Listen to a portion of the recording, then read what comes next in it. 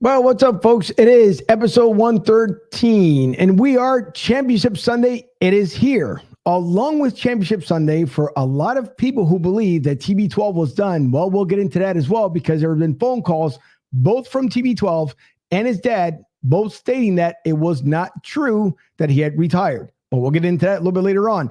Championship Sunday, once again, the Bengals take on the Chiefs. Then we got the Rams taking on the Niners. The Rams have owned the Niners, but we'll see if that ends up changing today. So a lot to get into, a great multitude of guests that we have here today. This should be a fun show within the next hour here. We thank everyone for tuning in, whether you're from the West Coast to the East Coast, overseas. We appreciate everyone coming on with us today. So we'll get into a lot of NFL talk, as Championship Sunday once again is here. We plan to have a lot of fun with the entire guests. I'll bring them all here on the other side as we finally get to see blue skies around here in Tampa, where it's been gray, cold, and ridiculous. And we woke up to some 32 degrees down here in Florida, which is extremely, extremely rare. But with that being said, let's get championship episode underway. I'm Angel, and this is Broad Street South.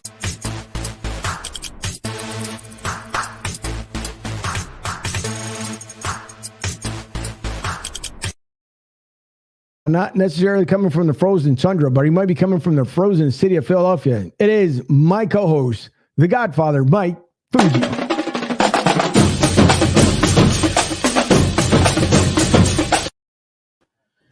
Fuji, what's happening? What's going on? The frozen tundra of Philadelphia, Championship Sunday is here.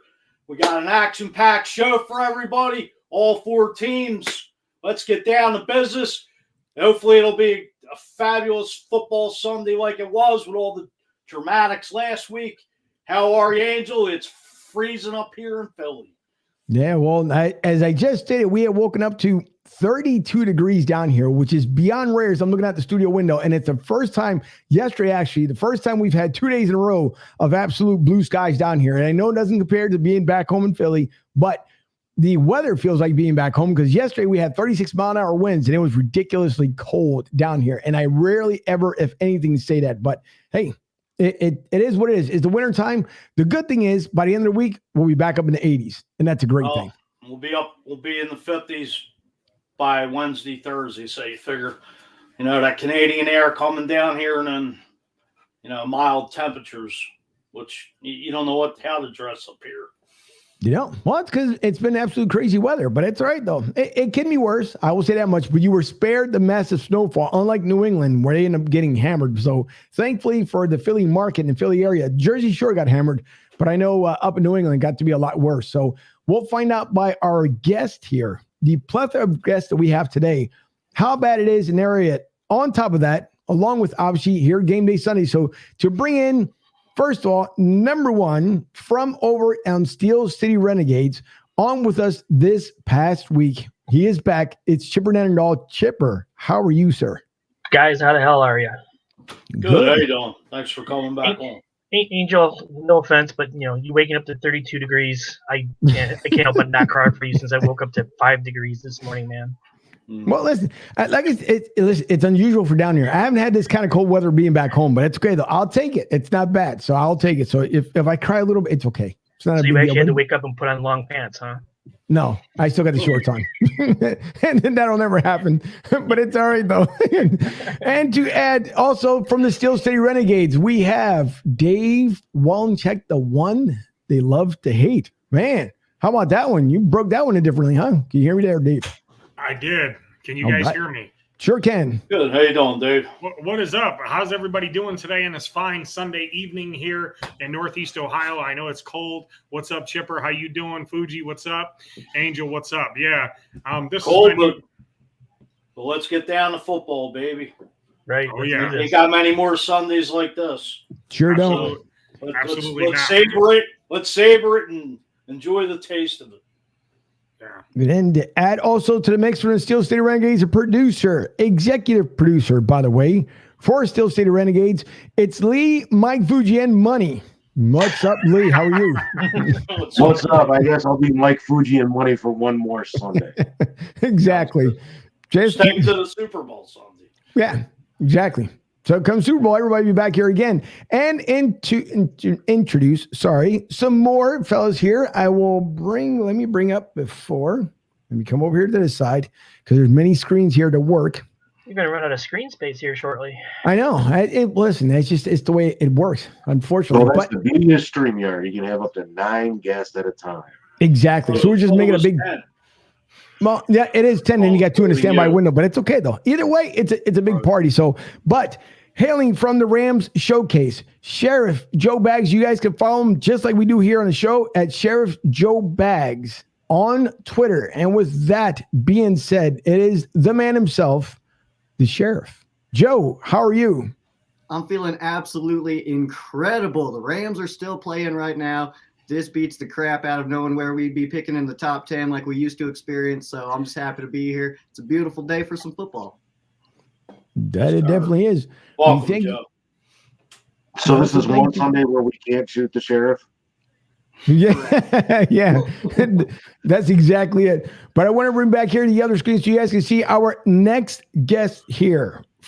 Hailing from Cincinnati, and this is where I believe Cincy, and I hope I'm going to make Drew a little happy here, but hailing from Cincinnati, from the Cincy Jungle podcast, if I do remember correctly, and reporting also for SB Nation. If you guys can see, for Drew Garrison, it is Drew_Garrison_. So you guys can follow him just like we do here on the show, and bringing a man up here on the screen is Drew Garrison. Drew, how are you this early afternoon morning? It's a little weird, man. I'm in Ohio, so I'm in Dayton, about 45 minutes north of Cincinnati, and it's 34 right now. So I got Florida beat. Yeah. Yep. You sure do. That doesn't happen a lot. It sure doesn't. But again, it's weird, just unbelievable weather the way it works down here. But it's okay. I'm not complaining because it could be a lot worse. That's for daggone sure. And the 2 other gentlemen that I'm going to bring up here, finally to add to the panel of guests here, one hailing from our Latin side of the country, Pollo, that we have had on the show multiple times, and he brings on his co-host here from Chiefs Espanol Kingdom. You guys can follow them also on Espanol Chiefs on Twitter. As I bring up both gentlemen here is Pollo representing the Kansas City Chiefs and representing the San Francisco 49ers. It is Diego. Gentlemen, how are you this afternoon? What's up, fellas? Yeah, I'm very good. I'm still excited after 4 AFC Championship. It doesn't get old. I barely slept yesterday, so I mean, My first. It's the same. Excuse me? I said, this is my first. I'm only 30. They just won a playoff game for the first time in my life a couple weeks ago. I mean, I was like you 4 years ago. The Chiefs are really strange right now. Since Patrick Mahomes, we have won 8 playoff championships, and since 1970, we won 8 playoffs. So that's like a 4 years in a lifetime for us. So we're really excited right now. We're not taking anything for granted. Come on. Yeah. Well, we hope not, but and of course Mike says, my God, this is a Steelers show, but hey, listen, we got everyone here in the house. By the way, Drew, just to let you know, you're not alone here as far as coming from the Ohio area, because the other 2 gentlemen are right in your neck of the woods as well. Oh, nice. Yeah, good. Good to have some local representation there. Yeah, me, the one they love to hate, and Chipper are all from Cleveland, but we're diehard Steelers fans. That's got to be tough, right? But I'm a Michigan football college. In college, I root for Michigan. All right, well, this show's over. Goodbye. Can we get something right real quick? Sure. So I was on Twitter today, and there's another show that exists in Elyria called the Renegade Roundtable, and I was reading some of their tweets. I just want everybody out there to know that we are the real Renegades, and we are the #1 Steelers show in the state of Ohio. So just putting that out there. Yeah, and we got the numbers to prove it. That's true. I will attest to that. That is very true. So listen, there's always going to be, everyone's going to try and duplicate shows. Everyone's going to try and do different things because that's just the way it works. If you have to be original and be a content creator and be your own podcaster / broadcaster in order to do this stuff, but we know how it works. So it's not anything new. But I want to start off here, obviously being Championship Sunday. And Drew, I'll start with you because I know we have a couple guys. We have limited time here with you guys this morning. Again, appreciate you guys coming on. For me, the key is for Cincinnati to go off that same momentum what they had come last week in a divisional game. As we talked about here before we all went on air, is that we wouldn't expect what we saw last week in the divisional round to be the same way come this week in the championship round. So I want to start off with you, Joey Burrow. Obviously, I thought, and as I mentioned before, I believe on our show as well, when he first came out, I thought he was going to be a Johnny Manziel 2.0. But obviously, he's proven he's a lot better than Johnny Manziel. How has Joey Burrow made the impactful difference in Cincinnati in the short time that he's been there? Well, one of the biggest things I'll point out between him and Johnny, I've never seen Joe Burrow drunk on an inflatable swan, so we're doing good there. That's It's. I mean, obviously, he had the knee injury last year. I expected him to come back. I expected him to do well. I didn't expect this. I couldn't expect to be here. And he just brings belief to everybody. So I was at a few weeks ago at a game we played the Chargers, got down big early. I think it was 22, 24 points, something like that. And it was the weirdest thing because I had Bengals season tickets for a while. I've been to, many games, but I first got into the Bengals in the Achilles Smith area. Then we had Kitna. Then we thought we had it with Palmer and all that. And most of my adult life has been really the Andy Dalton era. There was a belief in that stadium that I've never felt. I've been to plenty of Bengals games where they were down 20-some points, and the belief was never there like it was when Burrow was playing. We almost came back and won that game. So he works his butt off. I mean, he works his tail off. He worked his tail off to get back. He does everything that you want your quarterback to do. He's got that confidence that kind of borders with cockiness that I personally love. So he brings that belief to the fan base, and I know that he brings it to the locker room as well. We have a guy. Finally we have a guy that's up there. I'm putting him in the top 10 of quarterbacks. I'm not sure if he cracks 5 for me yet. He may if he balls out today. So it's just, I think it more than, he's obviously a talented guy. He can make any throw you want. There was a lot of questions about his arm strength. He's kind of put those to rest, I think, this year. But it's just the intangibles that I think has really changed the whole. I mean, the fan base, the team, the coaching staff believes in him. There's a lot of people sort of like me, man. When they kept bringing Marvin Lewis back, I'm like, why do I do this to myself? All this money. I in front of my house right now, I have a van that is orange with black Bengal stripes all over it. The logos everywhere. Like they've got so much money out of me. And I'm like, why am I doing this? At times when it gets rough and it seemed like the organization wasn't bought in, but they started spending money. They bought players for the defense and they've paid off. They got their guy in the draft. So he brings a lot, and I think he will bring the attractiveness of Cincinnati for guys outside of the organization to come there. So he has completed an overhaul of the entire organization in 2 years, and it's just incredible. And I'm 30 years old. It's the most fun I've ever had as a Bengals fan. True. As far as getting into the game right now, see this Cincinnati offensive line giving up 9 sacks last week, going up against Kansas City's front 4.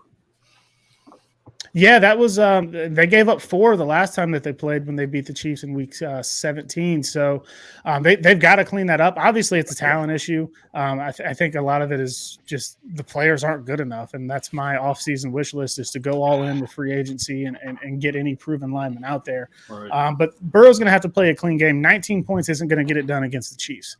26 like they had against the Raiders in the wild card round, not going to get it done against the Chiefs. I don't expect Jamar Chase to have 266 on 11 catches and 3 touchdowns. So I think that they're going to shade a lot of coverage to him. I think Steve Spagnuolo's probably been struggling a little bit.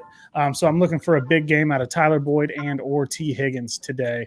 And I got the Mixon jersey on today. I'm a lunatic. I think I have to wear the same color jersey as the team when they play. I think that it matters, even though I know it doesn't. So I'm hoping for a solid ground attack.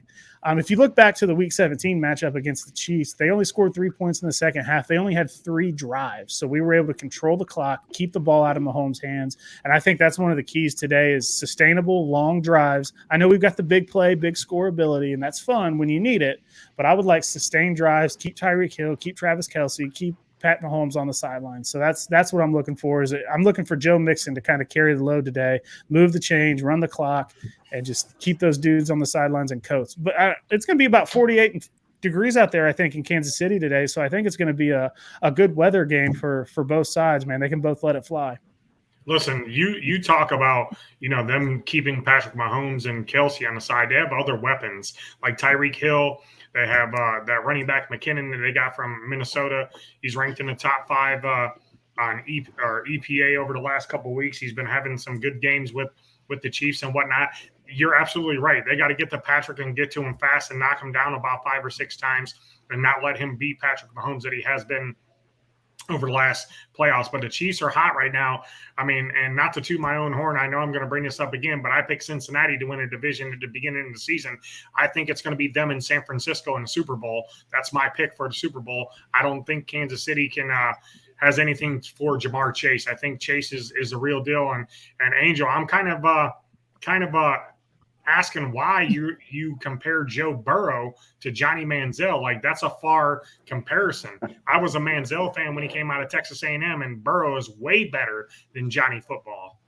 The only reason why I say that is because obviously when he first came on, and the last that Cincinnati have seen anything successful would have been Johnny Manziel, because it wasn't a redheaded stepchild, as we've all known, where he's ended up moving around. But to me, it was only because he came out and he didn't portray like Johnny football. But in college, you kind of wondered as he was getting ready for the draft, and he knew that he was probably going to end up in Cincinnati. What I'd hoped for wasn't going to be that he had turned into Johnny Manziel, that he was actually going to end up breaking that mold and end up doing better things in Cincinnati, which he's done there in Cincy. And I think for them, obviously for Cincinnati, I don't think anyone, and Drew, you can back me up with this one, I don't think anyone saw him passing the divisional round. And it's nothing against Cincinnati. It's because obviously as they've been rebuilding and they've been trying to get this team better. And Drew, you touched up on it when it came to Marvin Lewis.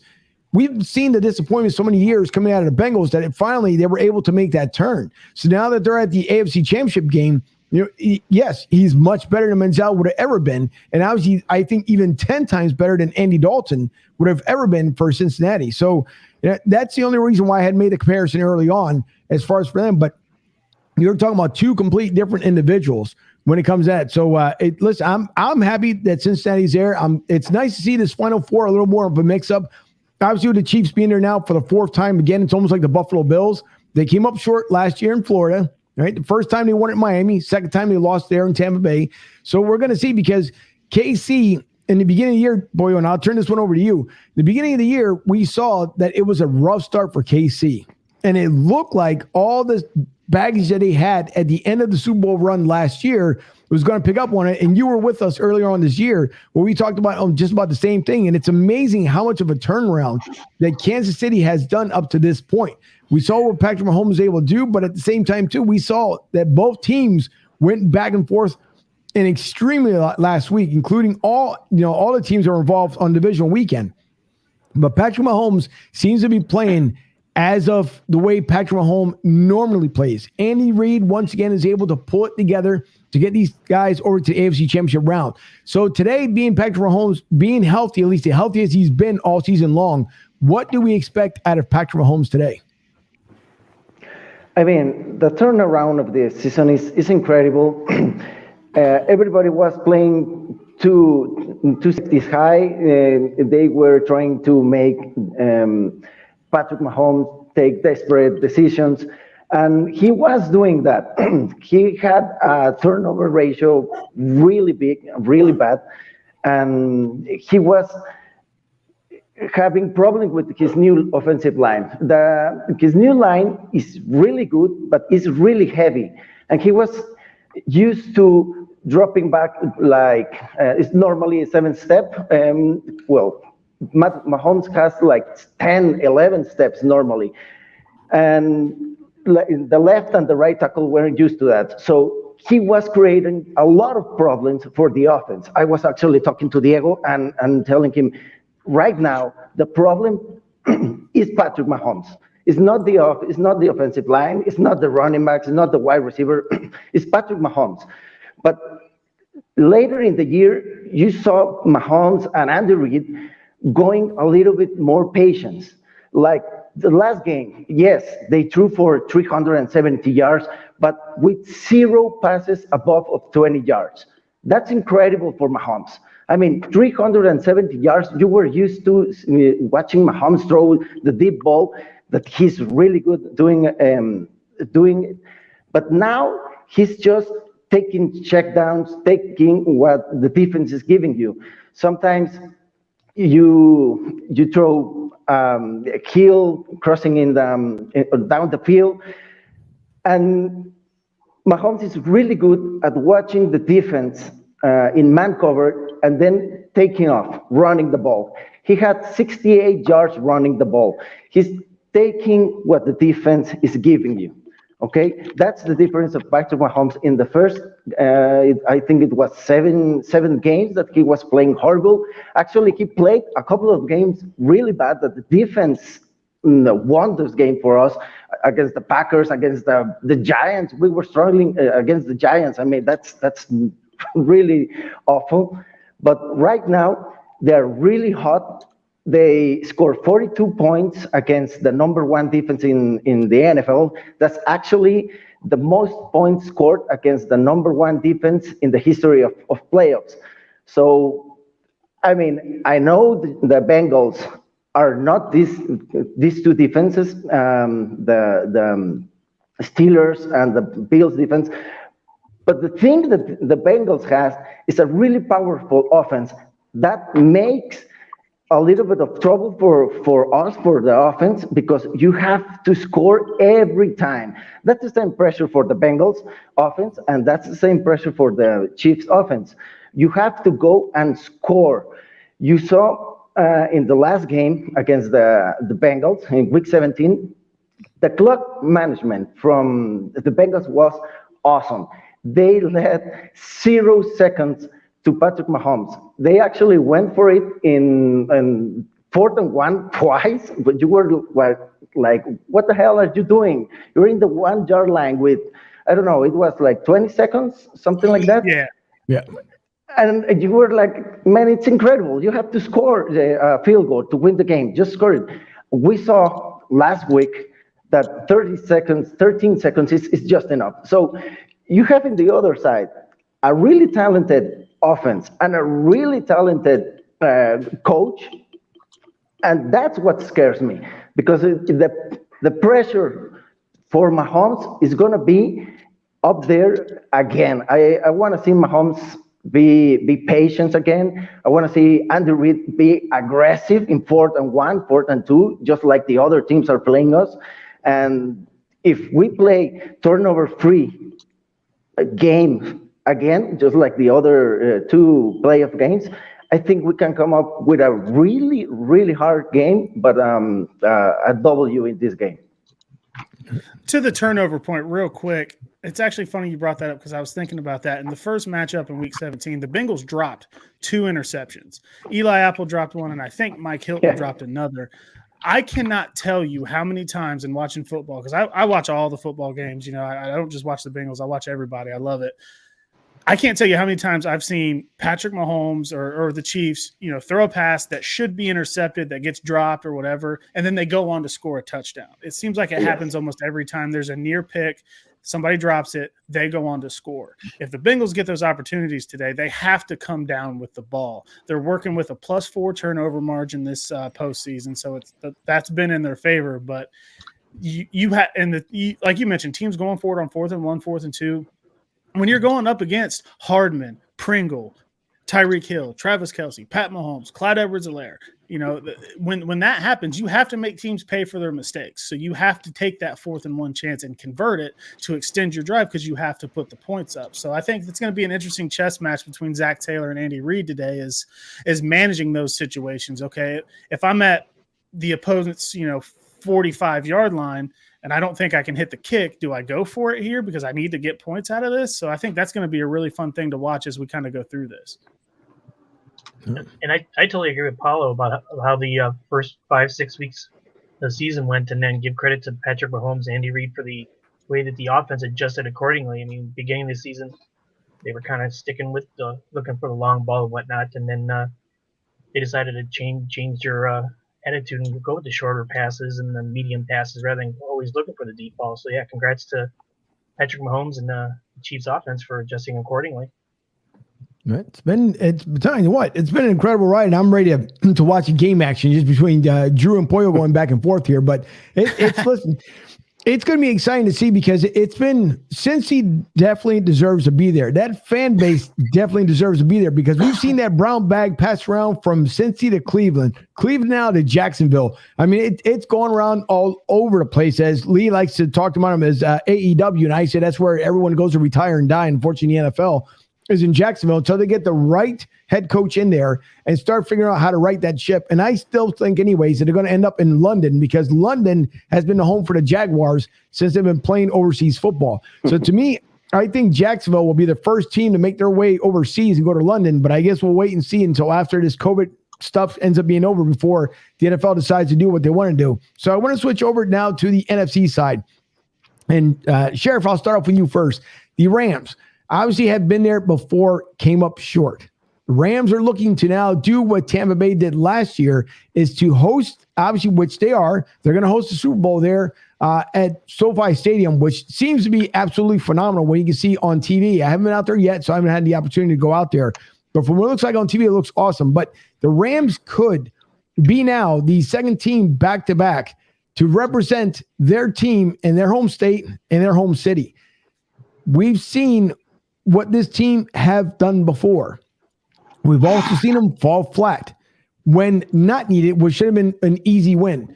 Rams are coming off the same way, that high momentum from last week.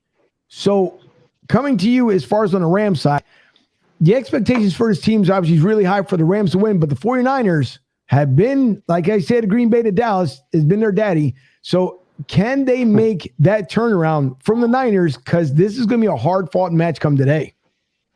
You know, this is absolutely a great matchup. By the way, before I get fully in there, if you have a chance to go to SoFi Stadium, take it. I was there twice this season. That place is unbelievable. But looking at this matchup specifically, I mean, the 49ers, obviously, with 6 straight wins over the Rams, you got to take that into consideration. They're one heck of a football team. You don't get to the championship game on accident. So they're here for a reason. They're a good team. And beating Green Bay in Lambeau, I mean, that's something that not a lot of people get a chance to do, and they played a good game. So from the Rams perspective, I mean, yeah, we can look back at the 2018 season and that loss in the Super Bowl, but that was also Jared Goff. We had a completely different team. This roster tends to change pretty fast with Les Snead and now Sean McVay running things. But I think it's kind of twofold from the Rams perspective. I mean, one side of it is you now play your biggest division rival in the NFC Championship game for a chance to play in a Super Bowl in your own home stadium. And on the opposite side of that, but also kind of the same side, is you are now the only team standing in the way of your biggest division rival playing a Super Bowl in your stadium. So I don't think motivation is going to be an issue with this one, especially when you bring in guys like Von Miller and Odell Beckham Jr. midseason who are hungry. I mean, they sound hungry. They have made a pretty big difference on this roster so far, and I think you really see that so far in the postseason. Regular season, they kind of were just in their feet a little bit. Now they've really hit a stride, and I think Matthew Stafford, the way that he's been playing throughout these last 2 games in the playoffs, has been absolutely phenomenal. No turnovers for Stafford, which we know mid to late season was becoming a little bit of concern. But this 49ers team, it's one heck of a matchup. I expect a very good game, especially when you go division rivals like this. The history runs pretty deep, and this is the second time we'll play the 49ers in the NFC Championship game, historically speaking, but I don't think that the motivation will be any issue for this team, so I expect a good showing from the LA Rams. Hey, Sheriff, is there any truth to the story that Von Miller just released about Odell telling him not to come to Cleveland?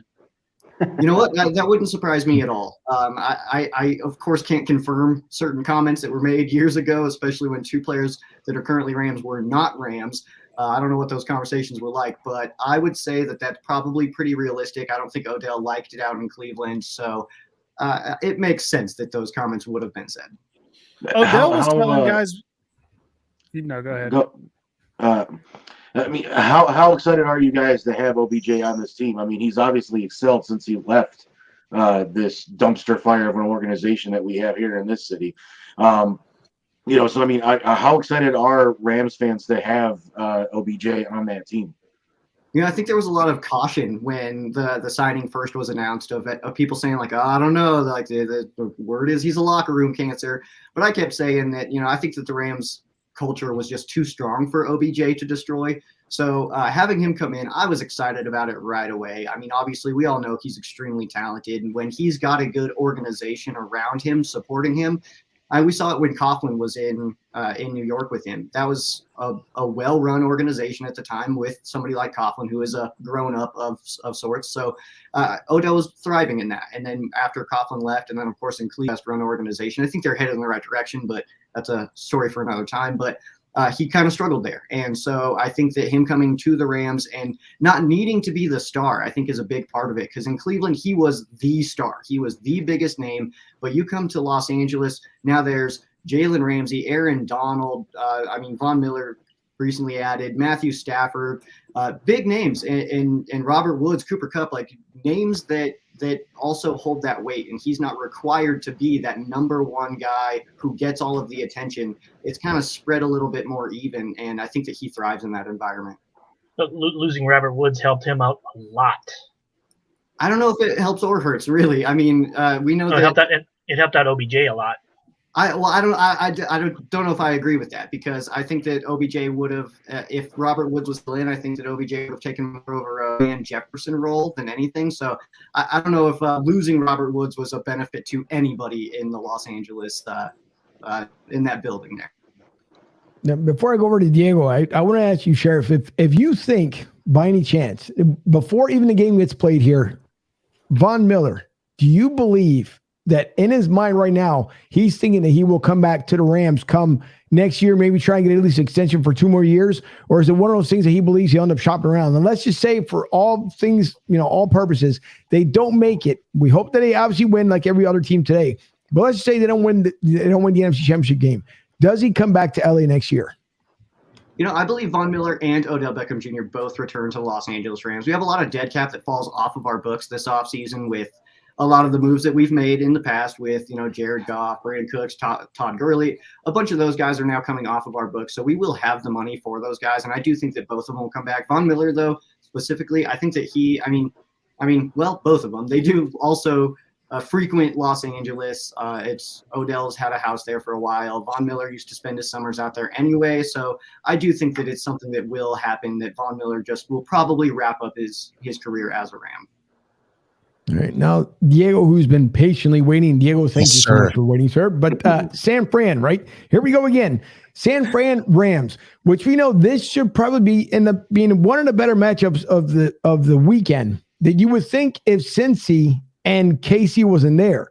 So this is like evenly matched, because I'm as much as we're all dying to see a 3:00 game here, the 6:00 game should be just as good as the one here at 3:00. But 49ers, we've heard that Jimmy G was not supposed to be the starting quarterback. We kept hearing about there was possibly rumors they wanted to trade him back to New England, which I thought would end up being a crazy mistake. Jimmy G fights injuries. He comes back. He bounces back. I mean, the guy is like a phoenix. No matter what gets thrown his way, he rises up all the time. So the good thing with Jimmy G is he's back here where he's been at before. So it's not like it's something new for him.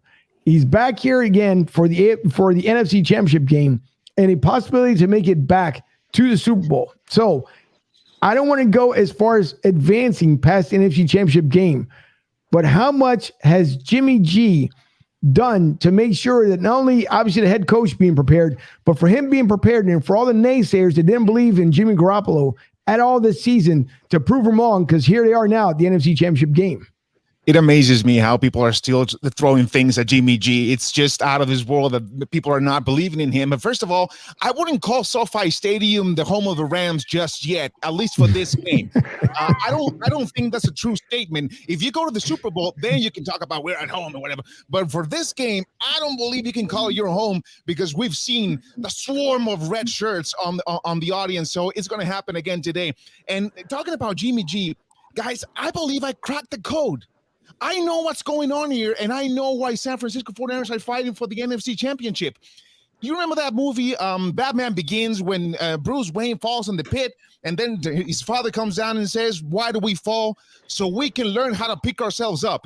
That's what the 49ers have been doing all season. We've been dead since week 8. We were 3-5. It's been a hard season, and the 49ers have learned how to pick themselves up because of this. And I cracked the code that no one knows, and I know it, and the Niners know it. I'm sure this is true. They count on Jimmy G doing one dumb thing at least a game. They're counting on that. I can see Kyle Shanahan grabbing his sheet and saying, okay, we're going to score a touchdown. Jimmy G is going to do something dumb. Then we're going to get the ball back. They know it's coming. They know it's happening. I'm beginning to think they're doing this on purpose. Because I can't believe how this team with Jimmy G, who is a good quarterback, he has vision, he can throw the ball, but he always does one dumb mistake a game at least. We saw it against Dallas. We saw it against Green Bay. And the spicy thing about these games is that we don't know when it's going to happen.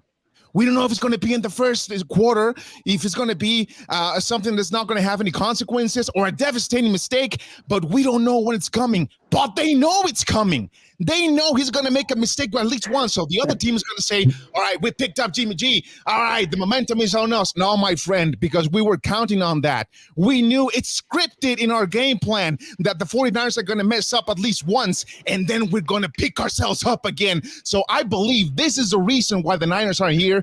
We have a good chance of going to the Super Bowl because, like you said, Angel, the Rams, hey, we are your father. We are, and we are your father for the last 3 seasons, and we're going to be keeping your father. But I know it's tough. The Rams have their moment, and if we do go to the Super Bowl and we go against whatever, the Bengals or the Chiefs, whatever, you know what? We've been dying, like I said, since week 8. I have nothing else to force my team to tell me that they're good. They already exceeded all my expectations. We playing like we got nothing to lose. So that's what makes the 49ers dangerous, because they know how to clean up their mistakes, and because we have nothing to lose, because none of you, I can bet money, knew or thought that the 49ers were going to be fighting for the Super Bowl. Man, Diego, you're talking my language here. I mean, you talking Batman. I got a Batman tattoo. You talking Star Wars. I mean, dude, you're my new best friend, man.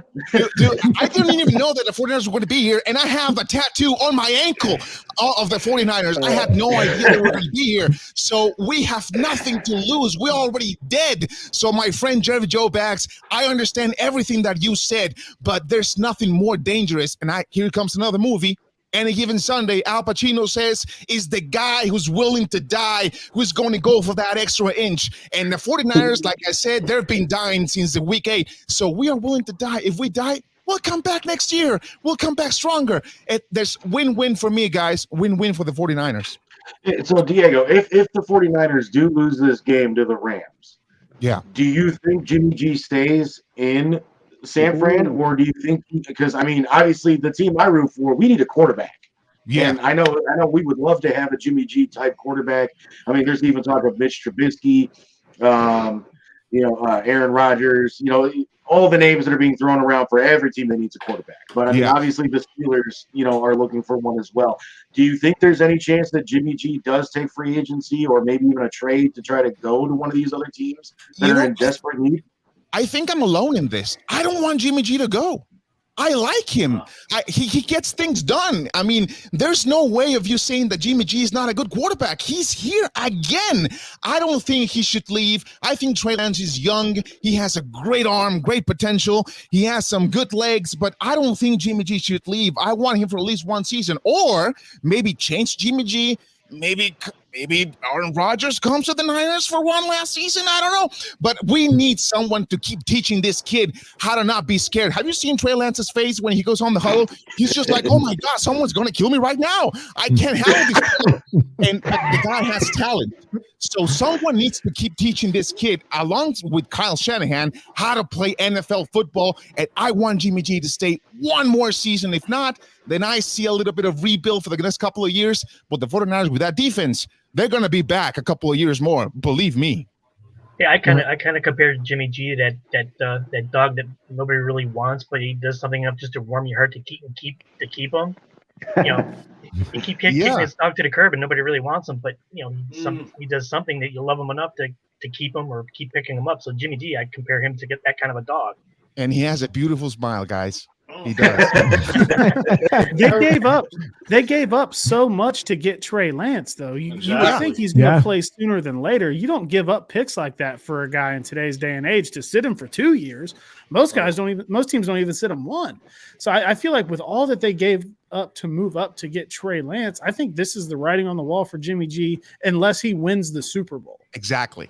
That's I mean, I think Rich Eisen pulled up some tweet or something that says that it was going to be tough for Jimmy G to part ways with the 49ers after winning a ring. I mean, it's not an easy thing to do, but I totally believe that. I'm not sure yet if Trey Lance is the future, but the 49ers believe that. They threw the house. They gave up the stadium to get Trey Lance. So I do believe that Trey Lance can be the future of the 49ers, but I would keep Jimmy just one more season, maybe. Yeah, but look at this way. If the Niners win the Super Bowl, the Jimmy G price will go up. You can trade it for first rounder or something. You can bring back something else from all that you gave for Trey Lance. So, I mean, I really think that this right now is the moment to trade Jimmy G, because the next year there are no good quarterbacks in the draft. And there are a couple of really needing quarterback teams like the Denver Broncos, the Steelers, that can pay for a quarterback. I mean, we saw the Colts paying a first rounder for Carson Wentz. I mean, you can get back a first rounder. It was a second or first round because of a percentage of snaps, but you can get back a lot for Jimmy G the next season. So I really think that the Niners, the most intelligent thing to do is to trade him the next year. Yeah. Well, everybody, take my hat off to Jimmy G, but I think the X factor of the 49ers has been Deebo Samuel. This guy's playing it lights out. He's running the ball. He's catching it. He's like a machine out there. I mean, I know he's going to go up against Jalen Ramsey, which is, a hell of a matchup, but Deebo Samuel's been lighting it on fire since, as you said, Diego, week 8 or whatever. Yeah, they have a lot of talent. Debo being one of them, and Brandon Ayuk, he's been quiet this postseason, but he's also a very talented receiver. George Kittle he's a beast. I mean, right.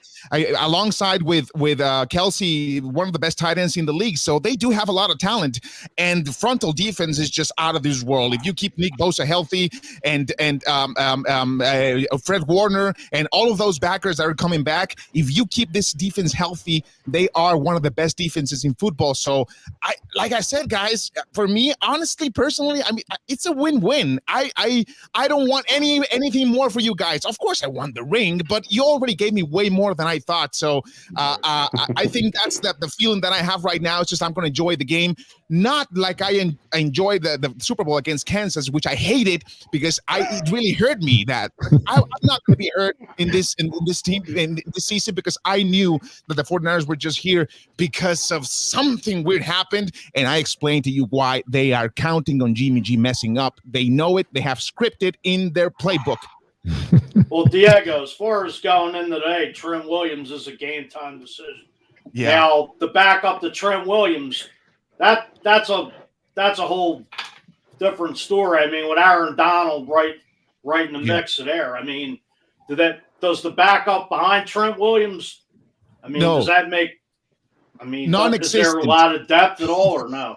I mean, comparing to Trent Williams, the backup is non-existent. I don't care if you were Thor from the Avengers or Bane or whatever. It's non-existent. Right. Have you seen? I mean, even Kyle Shanahan says it on a press conference. He says it's scary to watch Trent Williams in movement, in motion.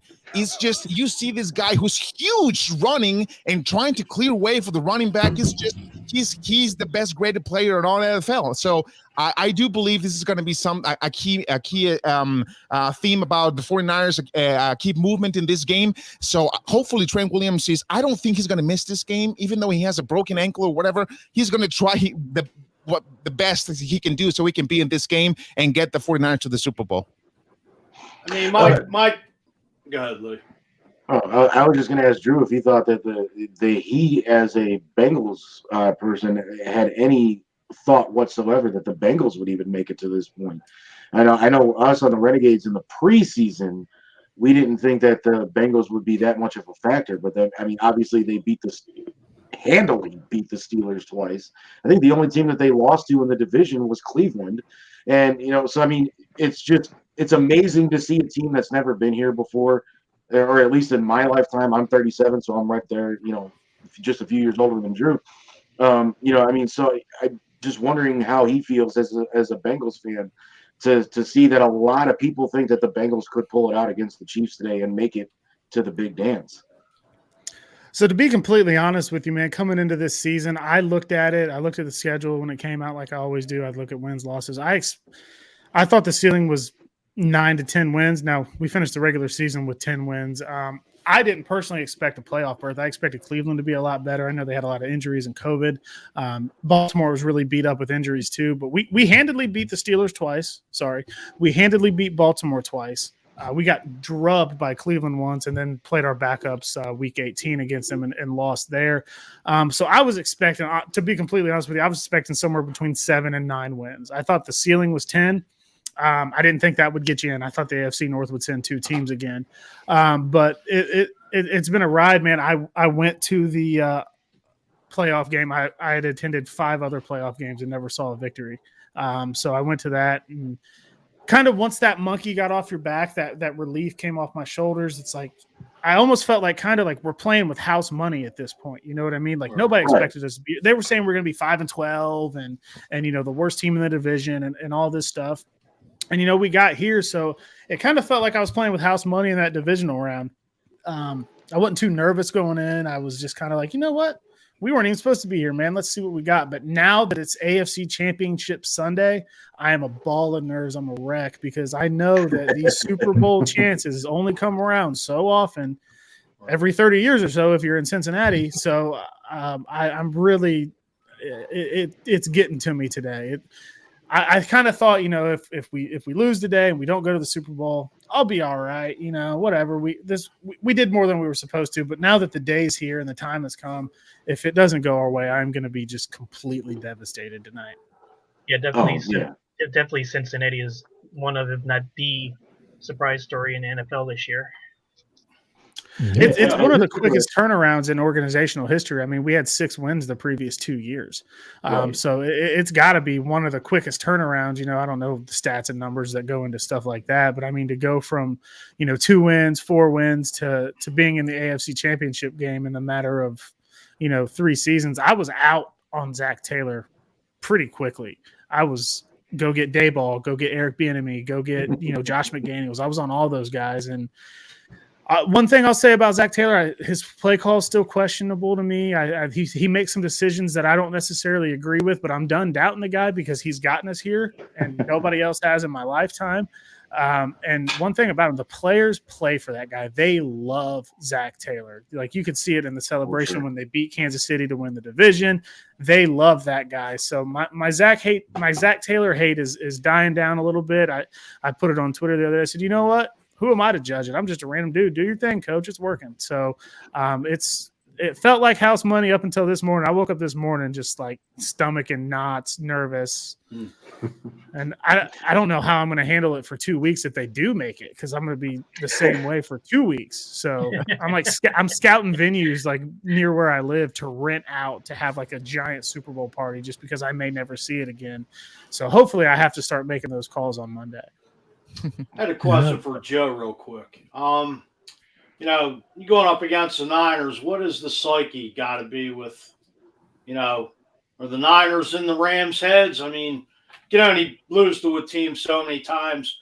I mean, I'm going back to the early 2000s when they said the Tampa Bay Bucks couldn't win a game in under I forget what the temperature in Philly, but the Eagles owned the Bucs for so many years up until, not to bring it up, but the 2002 NFC Championship, which we see Tampa rolled in 20-degree weather and took the Eagles by storm. Hate to bring that up, Eagles fans, but the last game at Veterans Stadium, you can only keep losing to a team so long until before the streak snaps. Yeah, I mean, one thing with the 49ers, obviously the 6-game streak over the Rams is obviously a huge storyline going into this one. The crowd is a huge story going into this one. All that stuff is a big story. Simple point is you need to put up more points than the 49ers. I don't care if it's 100% 49ers fans in that stadium. I don't care that they've won 6 straight against us. We play them today. And winning 6 straight does not also mean that they start up 10-0 or anything like that. So, I mean, it doesn't really matter ultimately. Put up more points. That's what you need to do. But as far as like the psyche goes on it, I don't think that that the Rams are looking at this as any other game than just the NFC Championship game that you need to win. One thing that we do know about the 49ers, based on our history with them, is they're going to punch you in the mouth for 60 straight minutes. Are you going to punch back? And luckily, we will get that answer today.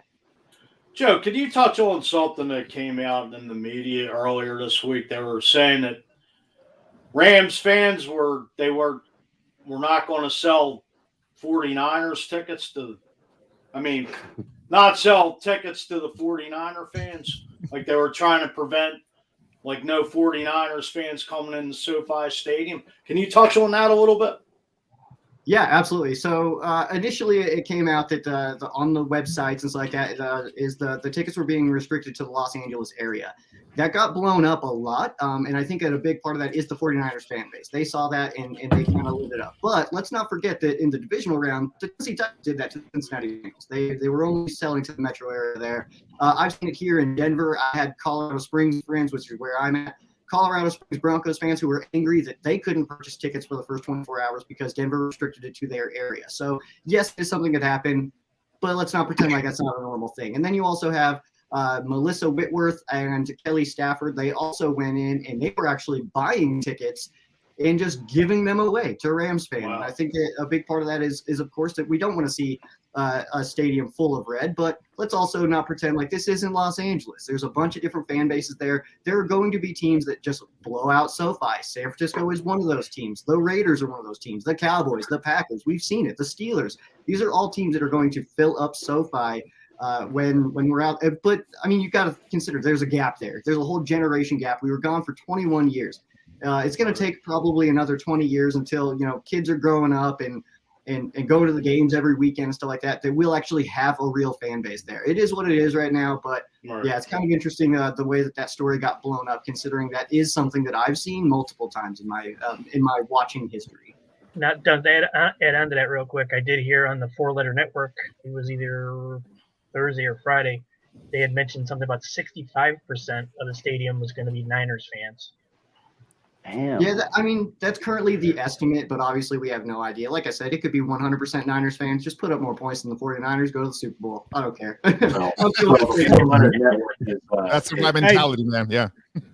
Fellas, I hate to cut this short. Our game kicks off in an hour. I got to pick up some food. I got a house full of people coming over. I hate to cut this short, but I'm going to have to hop off. If you want my prediction, 38-31 Bengals. All right. Wow. Listen, Drew, thanks for coming on. We appreciate it. Hopefully the Bengals end up pulling off the victory, as we still have the KC guys on here as well, but hopefully they pull off the victory, and I hope you guys have an amazing time there at the household.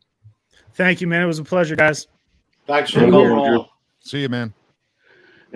So can we talk about the monkey in the room, the 4-letter network making a bold statement yesterday and pretty much already starting to eat crow, but yet they decide to still run with the story, and then even bringing the guy on that broke the story, and he's still sitting there saying, "Oh no, it's gonna happen. We just don't know when yet." He's already told people, but yet, Angel, as you said at the beginning of the show, that statement has not come out. He hasn't even talked with the Buccaneers yet. He hasn't talked to his agent yet.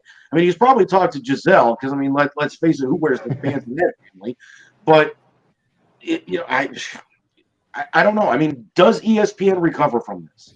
No, not really. And the problem is that you end up having is when you want to jump the gun, and shame on Adam Schefter for getting duped once again, because he got duped before and now he falls for it for a second time. And then Ian Rappaport over from the NFL Network does the same exact thing. As we're watching this morning from the network side, they turned around and they said at first, well, it's just, a potential retirement. So they retract upon what they're saying. Then come to find out, both Brady, as I stated and put out there on Facebook, that Brady called the organization last night and told the organization that he had no plans of retiring. And if he did, it was going to happen the week after the Super Bowl. Therefore, there would be no Tom Brady talk until after the season was done. There was nothing else to talk about. Let the Super Bowl winner, just have fun with their entire week leading up to the celebration. Then he will make his decision. Well, we also find out today that Tom Brady's dad also called and stated that he did not have that conversation with his son, that they would both have that conversation, obviously with Giselle and the rest of the family, to say that he was going to retire. So this is, once again, when we see people talk about fact checking and this and that and the other, you should have done your homework, because now you look like complete fools by putting out a story that wasn't out there, including multiple media outlets and everything else. And where did it start from? From Babylon. And if everybody knows that website, that's where all the spoofs begin, on Babylon. Great site. But if you want to make up something, put it out there, and someone probably grabbed it like TMZ did, which TMZ's biggest mistake on TMZ Sports was the whole Kobe Bryant situation. That should have not been put out there prior to the family knowing about Kobe Bryant. So, and TMZ Sports is still trying to recover from that. You might see TMZ put stuff out there, but they've learned from that huge mistake, and they're still going to court for it, by the way, from that whole Kobe Bryant saga. So, to me, unless the man's going to put it out there, and I don't see Tom Brady, and I know Fuji wants to get in here because as his best friend, he's got the jersey in his closet. I understand it. I get it. But when it comes down to it. That's why you know all about this, because you're the one down there. I mean, you're right there in Tampa's backyard, my man. Like, you got that inside info. Well, along with the jersey and was along with TB12 in the back of the closet. I knew. I've been waiting for this. I think we need to have. My man. You knew I was going to bring it. You knew I was going to bring the Tom Brady connection that you had. Bring that jersey out one day. You are the connection right there, my man. Besides Philly, you are the main connection in Tampa to Philly. Hang on, Chair Joe would say something here. Philly, Tampa. I just want to put it out there. Did it not raise any flags for anybody that Tom Brady's retirement was announced in a tweet? Obviously, that was not going to be that Tom Brady is going to announce his retirement. When even Big Ben put out a video on his own social medias, do you really think that was the way that it was just going to happen? Is just a source telling Schefter, and then that's how it's announced? That just didn't feel real to me. Look, I'm not a huge Tom Brady fan, and I wanted him to retire like 3 years ago. And right now, it's like, what have you done? Because knowing Tom Brady, he's going to be like, oh, you thought I was retiring? Well, I'm coming back, and I'm going to win 3 more rings. Knowing him with that chip on his shoulder that he's always had, and he's like this strong mental guy, he's going to be like, no, I'm not going anywhere. Just because you spread that thing around the Twitter and stuff, I'm coming back, and I'm winning 1 more ring. And why would you do that? Why? Oh, I was just saying that last night. I'm like, just because that 4-letter Mickey Mouse network tried to break this story before it was even true, Tom's going to come back and be like, Mike Fuji, all of you, I'm coming back and I'm winning 1 more ring. I was just going to literally bring that up about the fact that if Tom Brady does actually come out and say next week after the Super Bowl that he is going to retire, the 4-letter network can come back and spin and say, hey, see that? We weren't wrong. He did retire. Now, on the other hand, TV can turn around and say, fuck you guys. You guys want to put that rumor out there? I am coming back for another year just to win another ring. Screw you guys. Well, Brady's talked about playing on 45, and then it's been 50, and it's just, the guy's just, still playing at a high level, and, he's going to – I say he comes back. I mean, I can't see him wanting to go out the way he did last week. He's not. That's the whole entire thing. He's going to come back. There's no way. You don't go out on a loss, and then you're going to turn around just out of nowhere and say, you know what? No, yeah, it's not going to happen. I mean, if he was going to say, he could have said in Gasparilla yesterday, even though I was freezing with the pirate invasion down there in Tampa, which is a lot of fun, by the way. If anyone gets the opportunity to come down here in February, Gasparilla is a ton of fun. That's an adult theme that you guys go out there, you can dress as a pirate, you can act like an idiot, you can do whatever you want to, and it's so much fun. And it happened yesterday. Yesterday was high winds and everything else down here in Tampa, but from expectedly it was a pretty good crowd. But as far as when it comes down to Tom Brady, that man will come back for at least one more year to try and do it all over again. And he's got to have the Tom Brady farewell season tour, all the good fun stuff, just like any other NFL player. So I don't expect for him to retire, because that means he retires, Gronk retires. Go ahead, Fuji, because I know you want to bust my chops. You know it firsthand. You're the main pipeline right down there in Tampa, right in the Bucs' backyard.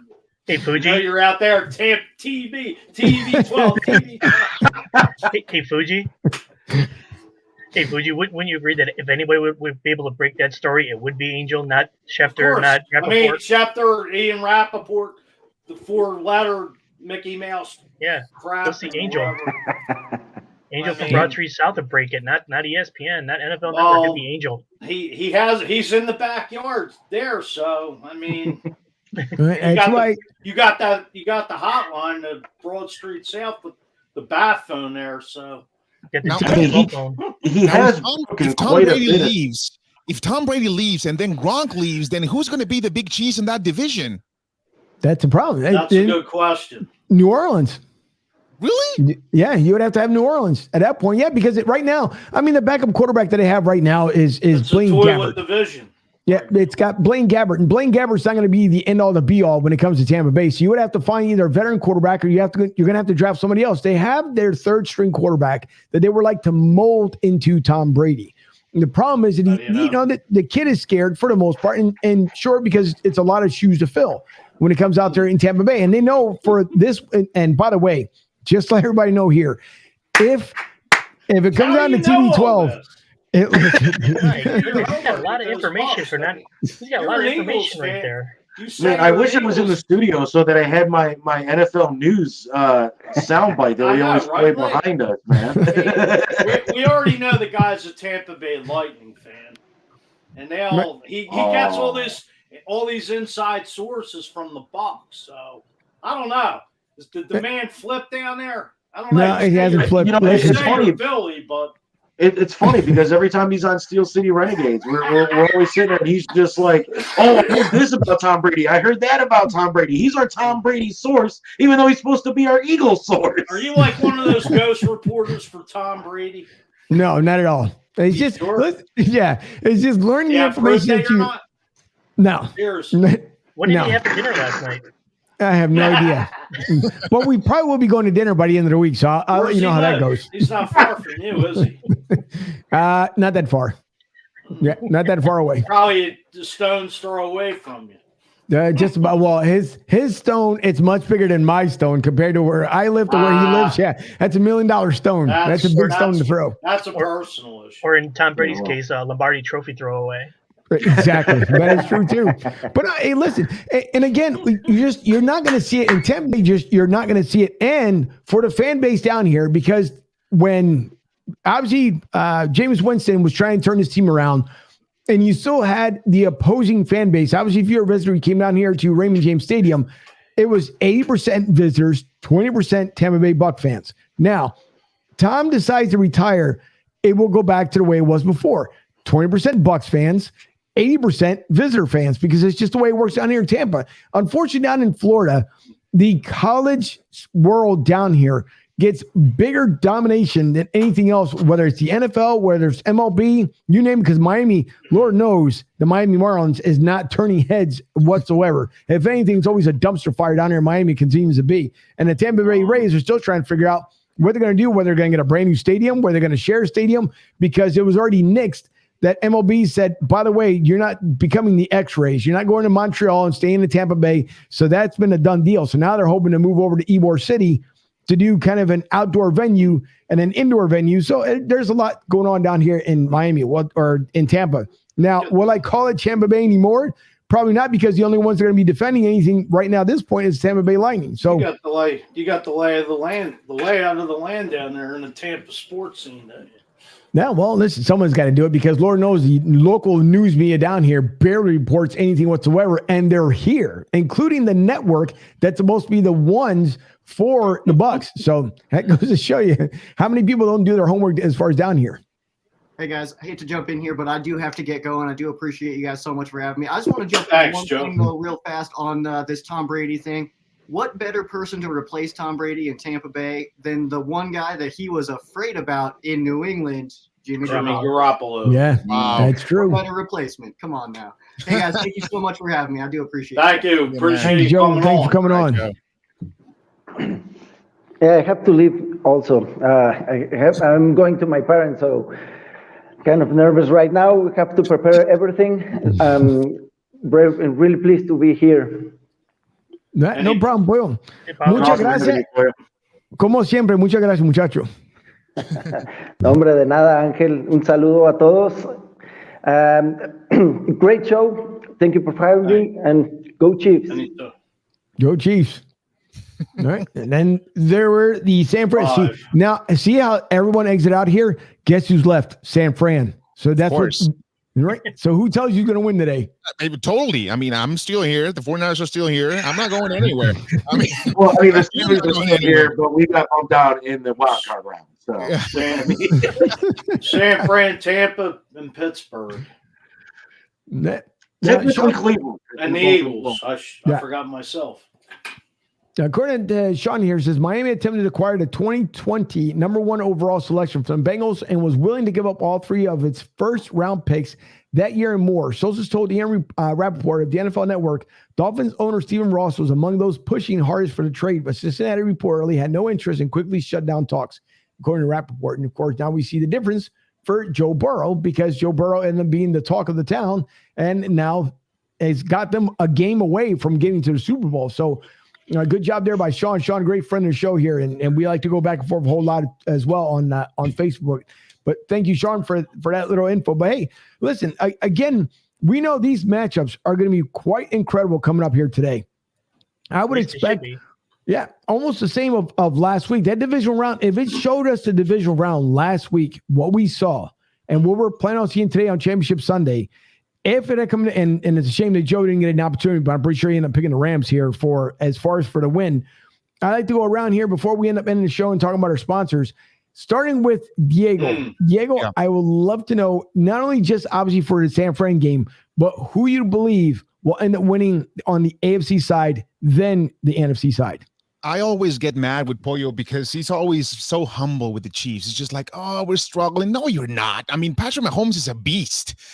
I mean, that team is, you can't win against that team if they're healthy and they don't make a mistake. Obviously, that's kind of obvious, but I do believe that the Kansas City Chiefs are invincible. I don't think there's any way any team can come up against Kansas City Chiefs. So if they go to the Super Bowl, which is a huge possibility, and I think that they're going to win it. I don't see, when I was watching the Buffalo Kansas City Chiefs game, I said, this is it. Whoever wins this game is going to be champion.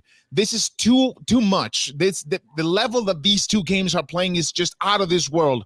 And on the other side, I was seeing the NFC, which is obviously very evenly matched, but I didn't see that level of I don't know how to say it. Everything just glues in when the Kansas City Chiefs, they're down by 3 points with 13 seconds left. And I mean, you saw what happened in Dallas. They couldn't do anything in 13 seconds. I mean, Dak Prescott went crazy in those 13 seconds. And now you have 13 seconds from Buffalo Bills all over TikTok and Twitter were throwing food out the window, celebrating. Even Josh Allen said something to Gabriel like, yeah, you just got us to the championship. And in 13 seconds, Kansas City Chiefs again shut everybody up and said, we are here and we're not going anywhere. After that, I don't see any chance that these guys are not going to the Super Bowl and winning. I believe that Kansas City is going to win today. And I do believe that, I don't care if it's the Niners or the Rams, I don't think anyone can step up to the Chiefs.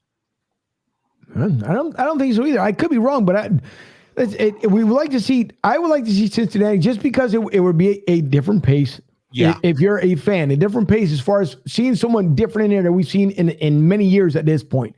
But Cincinnati would have a long road to get to as far as beat KC in KC, unless again you have a matchup like last week. Because you're absolutely right. 13 seconds. I would have never, maybe, again, Fuji's best friend, Tom Brady, I could probably see it coming back in 13 seconds.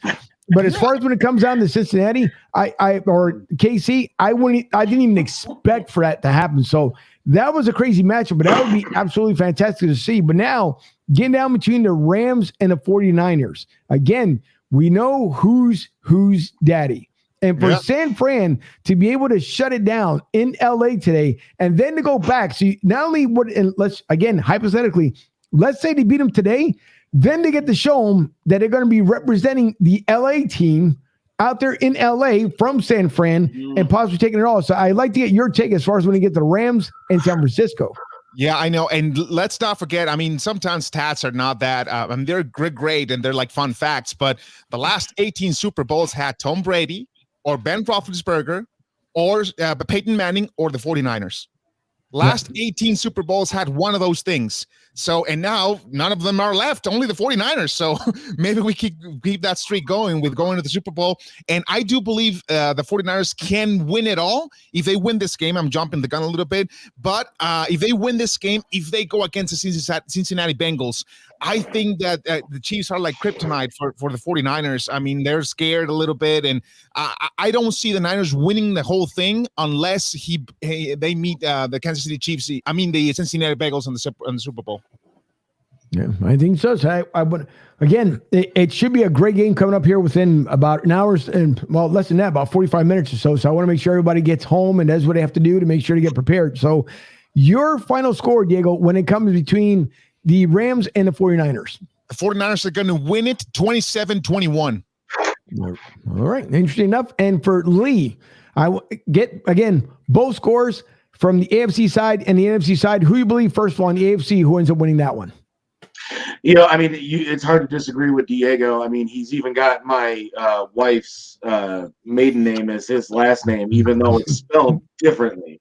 But I mean, everybody is saying Kansas City, Kansas City, Kansas City. And as much as I would love to see red and gold versus red and gold again in the Super Bowl, so I can just say I want the red and gold team to win. I mean, you have to kind of just look at everything that the Bengals have been able to do this year, and just I have to steal a phrase from Chipper, and I'm sorry, buddy, but you know, this season has been a parody to everything that we have seen in years past from the NFL. I mean, teams were winning that nobody expected to win, Steelers included in that. Nobody expected the Steelers to make the playoffs, and the Steelers made the playoffs. And we had a decent record. I wouldn't say it was great, although we shouldn't have. Exactly. And I mean, I said it too. I mean, our team sucks. But I mean, I would love to see Cincinnati win it. I'm going to have to go with kind of like what Drew was saying, 38-31. It's going to be a real close game.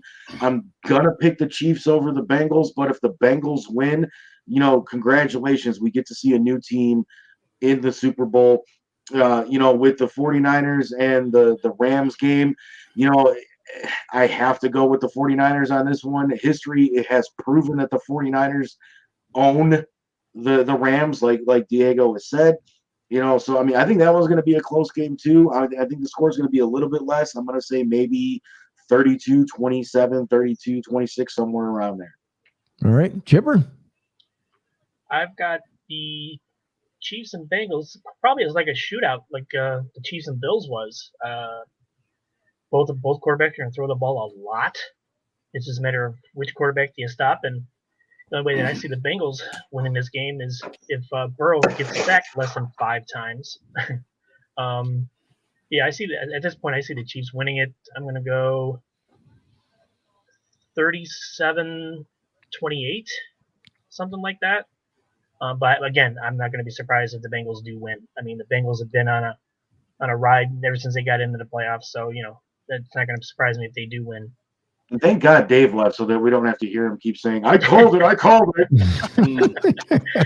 On the NFC side, I'm thinking a lower scoring game because of the defenses. But I'm going to take the Rams because I think Matt Stafford has a lot to prove. He wants to get that huge monkey off his back and prove that he can win the big game after being traded from Detroit to the Rams, because that's why he was brought to LA, is to win the big game and then get himself that championship. So how about 27-24 Rams? All right. Fuge? Well, I don't like the Cincinnati offensive line. I mean, they got probably one of the better receiving cores in the league right now, but Kansas City's been there. They got the experience. They're at home. Big Red, I'm not going to go against him. I'm going Chiefs 33-30 against the Bengals.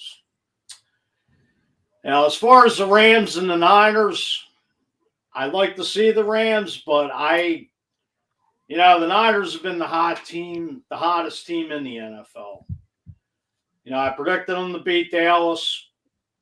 I said they had a great shot going into Green Bay last week.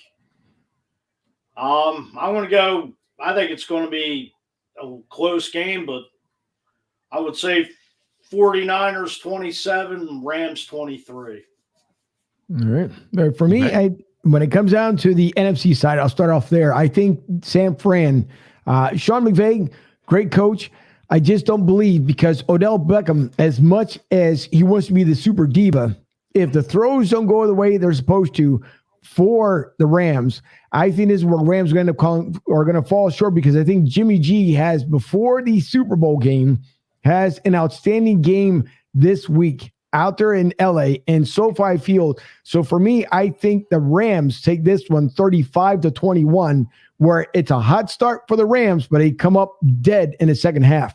And as far as on the AFC side, as much as the Chiefs probably should be back there again, I just think Cincinnati pulls it off in the dumbest fashion ever, where Casey comes back at the very end, ends up getting the botched extra point to tie up the game, and instead of going to 2-point conversion, it turns out to be Cincinnati 28, KC 27. I could be obviously wrong. So you're saying Harrison Butker is going to miss an extra point? Yeah, which is rare. Wow. Which is rare, but I think just because it's one of them oddball ones that end up happening. Sean says Niners 28-21, and then Cincinnati up 31-28. So thanks, Sean, for that score. Tom, thank you for the comment. We appreciate you and Tara always watching. Thank you guys, along with everyone who watched in today. Also, to bring up a couple of our sponsors here before we end up signing off. Number one is Tampa Joe's here. Mike Goodwin and crew down here at 9316 Anderson Road in Tampa, Florida. Hop, skip, and a jump right off the airplane. And by the way, speaking of an airplane, parachute in. Yes, exactly. Tampa Joe's. There'll be a trip coming back from our other sponsor, I'll mention here in a second, coming back to Tampa in March, as long as the MLB season can end up taking off. But if you guys want some serious food and a lot of great fun, please visit Tampa Joe's at tampajoes.com. Take a look at their menu at the venue we'll end up having over there. And as well, again, reach them out there at 9316 Anderson Road. It's a fun establishment. Obviously, we had a great time down there 2 weeks ago. We'd hope that, we'd have more fun, but we will, as the season will start back up before we know it all over again. And with that being said, the trip that I'm talking about, and Fuji, you should know this, would be possibly in March, a baseball trip down here to Clearwater for everyone to see our beloved Phillies in March, Friday, March 11th, out there with phillysportstrips.com. If you guys can visit phillysportstrips.com, take a look at the upcoming trips. Like I said, that one is scheduled for March 11th. Also, the NFL draft coming up on April 27th on a Wednesday. They too can provide that trip out there for you. So if you guys reach out to Vince Rizzuto out there at phillysportstrips.com and watch all the upcoming trips. Also, they have a golf one that's coming out. I believe it's also later on this year. The Scotland golf trip, July 13th. So that'll be in the middle of the summer. If you guys want, if you're a golf pro, a golf fanatic, check out that package as well. That's the first time they're ever going out there to Scotland. So that trip should be a lot of fun as well. So again, visit phillysportstrips.com. Also, a quick mention to Fanatics. If you guys need to get your fan gear, and I'm pretty sure they'll be having their AFC, NFC Championship gear tonight, Fanatics.com, where officially licensed everything. Fuji? 65% just for today, because I got an email just a little while ago. So everybody go stock up on your favorite team and get that 65% off discount today. Deal out soon. And then if you also need to send that parting gift, maybe, I don't know, Diego can send it over to possibly to Pollo if it ends up being a loss. But if you guys go to jcnewman.com, another mention here to jcnewman.com, you guys can pick up great Monte Cristos. You can pick up some fine cigars. You can pick up some beautiful t-shirts that I wore this past week on our show. Cigar City, the oldest cigar factory in the United States. And if you guys travel down to Tampa and Ybor City, you must go to jcnewman.com. Book your travel trip. And matter of fact, book it with Philly Sports Trips. So in March, when you guys come down, you can go right over. It's just, 10 minutes away from where the airport is. Go down there. It's a beautiful campus out there in Ybor City. Those guys, it's absolutely pristine. You can eat off their floors. That's how crazy, ridiculous, beautiful the establishment is. So visit jcnewman.com so you guys can get those celebratory cigars. And to finish up with our great friend Larry Gilman, which is studios named after here at the LG Direct Sales Solution Studios. You guys can visit Larry at lgdirect.net if you need payment solutions, if you need apparel, you guys need credit card terminals, please visit lgdirect.net for all your payment solution needs. And with that being said, I can't thank my producer enough out there in Studio B, Debbie, for DJ Montage behind the glass there, taking care of business, for our great friends over from Steel City Renegades, Lee, Mike Fuji Money, and Chipper Nenendall. We thank you guys for coming on, along with Diego. Y Diego, as I said to Pollo, señor, muchas gracias por estar con nosotros otra vez. Y si ganan San Francisco, ok, aquí vamos a estar otra vez en 2 semanas. Aquí estaremos con mucho gusto. Muchísimas gracias. Thank you, guys.